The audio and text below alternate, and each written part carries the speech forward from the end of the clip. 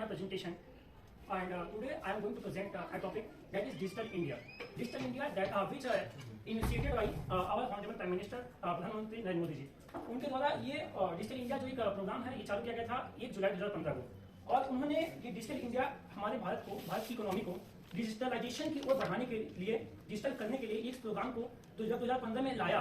तो उन्होंने एक डेफिनेशन, मतलब उनके द्वारा स्लोगन दिया गया, फिर डेफिनेशन दी गई, जिसको मैं लिख रहा हूँ. The programme to be transfer to India into a digitally empowered society and knowledge economy. उनका ये कहना था कि जो हमारा भारत इतने दिनों से जब से आजाद हुआ भारत चलता आ रहा है, तो वो एक बहुत ही मतलब कहना तो नहीं चाहिए, लेकिन एक हिसाब से बहुत ही पिछड़े वक्त से चलते आ रहे थे हम लोग. तो उन्होंने 2015 में इस प्रोग्राम को लॉन्च करके हमको हमारी इकोनॉमी को डिजिटलाइजेशन करने की एक बहुत ही बढ़िया कोशिश की, जो काफी हद तक कामयाब रही. जैसे कि मैं आपको प्रेजेंटेशन प्रेजेंट करूंगा कि कितनी कामयाब रही. देन उसके बाद what is digital India. Digital India का एक कॉन्सेप्ट दिया पीएम मोदी जी ने, IT plus IT equal to IT. ये एक अच्छा कॉन्सेप्ट दिया था उन्होंने, जिसमें था कि इंफॉर्मेशन टेक्नोलॉजी इंडियन, मतलब उसमें था आईटी का Indian technology, information technology equal to IT को था. है प्रचंड बोल मस्तकों के झुंड आज जंग. जब उन्होंने इसको इनोग्रेट किया तो 9 पिलर्स बनाए. किसी भी चीज को इनोग्रेट या फिर इनिशिएटिव लेने के पहले उसको हम कई पार्ट्स में डिवाइड करते हैं. तो क्योंकि मतलब किस लिए डिवाइड करते हैं, ताकि हम उसको एक वे में काम को कर सके, सीक्वेंस में. तो मोदी जी ने इसको इसके 9 पिलर्स मेंटेन किए. वो 9 पिलर्स था एक public internet access programme. Public internet access programme के तहत उन्होंने बहुत सी जगहों पे, जैसे रेलवे स्टेशन, बस स्टैंड, बहुत सी जगहों पे ऐसे वाईफाई ब्रॉडबैंड लगवाए, जिससे आम पब्लिक को एक इंटरनेट की अच्छी सुविधा मिल सके. और दूसरा पिलर था e governance reform through the technology. और इसका दूसरा पिलर था कि गवर्नमेंट की जो स्कीमें हैं उसको डिजिटलाइजेशन किया जाए, उसको डिजिटली लाया जाए, ताकि जो हमारे इंडिया के कंट्री के लोग हैं, हमारे भारतवासी हैं जो भी, इनको किसी भी काम में कहीं दफ्तरों में ना जाना पड़े, कागजी वक्त से हट के ये डिजिटलाइजेशन की तरफ आए. इसलिए उन्होंने ये ई सर्विस प्रोग्राम गवर्नमेंट का पोर्टल लॉन्च किया. और दूसरा यूनिवर्सल एक्सेस टू फोन्स. ये काफी अच्छी इनिशिएटिव थी, यूनिवर्सल एक्सेस टू फोन्स. ये एंड्रॉइड फोन आज हम सभी देख रहे हैं कि अप्रॉक्स 90%, मैं जो कह रहा हूं शायद कम है, लेकिन अप्रॉक्स 90% हमारे इंडियंस के पास आज स्मार्टफोन और एक्सेस ऑफ इंटरनेट कनेक्टिविटी है. इस वक्त अप्रॉक्स सबके पास कनेक्टिविटी है. ये उस योजना, उसकी देन है, उस प्रोग्राम की देन है, जब डिजिटलाइजेशन हुआ था 1 जुलाई 2015 को. और जब मोदी जी ने इसको स्टार्ट किया डिजिटलाइजेशन को, उसके बाद इसके कई सारे सर्विसेज थे जो मैं पीपीटी में पॉइंट आउट करके लाया हूं.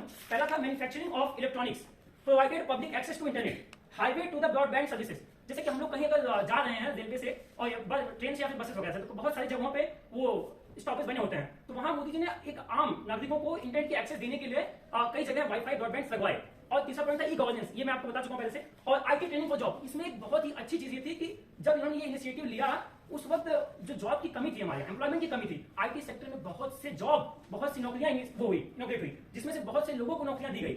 और उसके बाद ग्लोबल इन्फॉर्मेशन से मेरा कहने का मतलब है कि जब ये डिजिटलाइजेशन हुआ तो हमें घर बैठे खुद से बहुत से इन्फॉर्मेशन जो इंडिया में है, आउट ऑफ इंडिया है, ऐसी इन्फॉर्मेशन जो हमको नहीं पता है, जो पता होनी चाहिए, वो सारी इन्फॉर्मेशन हमको एक जगह बैठ के इंटरनेट एक्सेस के माध्यम से मिला. और इस प्रोग्राम का ये काफी अच्छी इनिशिएटिव थी. उसके बाद और जब इसको लॉन्च किया गया तो मोदी जी को लॉन्च करने के लिए कुछ लोग चाहिए होते हैं. किसी भी पर्टिकुलर स्कीम को चालू करने के लिए या फिर इनिशिएट करने के लिए बहुत से लोगों की आवश्यकता होती है. तो इसके 5 पार्टनर्स उभर के बाहर आए. पहला था Google, Microsoft, column, Facebook, Reliance.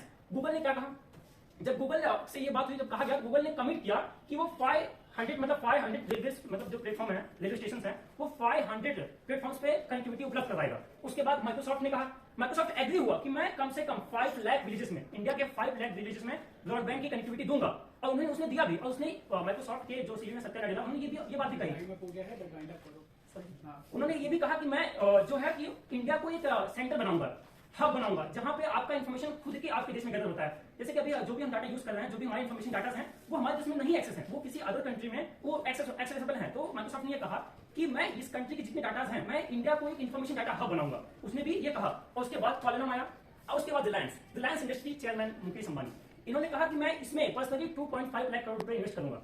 और उन्होंने किया भी. और जैसे कि आप उनके इन्वेस्टमेंट को आप सभी जानते हैं, जो आज सभी के फोन में जियो के सिम के रूप में है. उनका ये काफी अच्छा इनिशिएटिव था इंडिया को डिजिटलाइजेशन करने में, इंडिया को एक तरफ से उठा के दूसरे तरफ पहुंचाने में. उनका काफी बड़ा योगदान था, जिससे एक बार स्टार्टिंग में सबको फ्री में दिया गया इंटरनेट एक्सेस, जिससे सब लोगों को एक अच्छी वो मिली इंटरनेट एक्सेस. मैं अपनी बातों को जल्दी खत्म करने के लिए थोड़ा पीपीटी को कर रहा हूँ. चैलेंजेस, इसमें बहुत सारे चैलेंजेस आए. मैं जैसे कि जब 2015 में स्टार्ट किया गया तो चैलेंजेस ये थे कि अभी तो प्रोग्राम बंद हुआ नहीं था, कम्युनिकेशन की उस वक्त बहुत दिक्कत थी. उस वक्त इसको करने के लिए बहुत सारी दिक्कतें थी. तो उनको टैकल करने के लिए और ऑनरेबल प्राइम मिनिस्टर, उन्होंने बहुत सारी स्कीम्स लॉन्च की. और इसका एस्टीमेट बजट बनाया 1 लाख करोड़. ये बजट आगे चल के कम हो गया. उसके लिए 13,000 करोड़ रुपए और रिक्वायर हुए और वो दिए भी गए। और ये सारे काम ऐसे चलते रहे। आज जैसे कि आप सभी जानते हैं, इंटरनेट स्टैटिक्स जो आज सबके पास अप्रॉक्स 90% इंडियंस के पास स्मार्टफोन और इंटरनेट एक्सेस है, जो हम काफी अच्छे से यूज कर रहे हैं। और बहुत से लोग हैं जो सोशल मीडिया पर्पस के लिए यूज करते हैं, लेकिन ये भी काफी अच्छी इनिशिएटिव है जिससे हम इन्फॉर्मेशन गैदर करते हैं। अब मैं ये कहता हूं, India will transform. Yes, we can say that India is transform because of the initiative this taken by the our PM और ऑनरेबल पीएम नरेंद्र दास मोदी। इसका कंक्लूजन ये था, कंक्लूजन जैसे कि बहुत सारे निकले कंक्लूजन में, वाईफाई का ब्रॉडबैंड लग गया, इंटरनेट एक्सेस आ गया, फोन आ गए, कंपनियां आई, हमारे इन्वेस्ट की, डिजिटलाइजेशन में बहुत सारी वो हुए, इनिशिएटिव्स हुए। और इसी को, इस बात को मैं समाप्त करते हुए, और ये जो कंक्लूजन था हमारा, मैं आपकी से शेयर कर दूंगा। की भीड़ हो या पांडवों का नीड़ हो, जो लड़ सका है वो ही तो महान है। जीत की हवस नहीं किसी पे कोई वश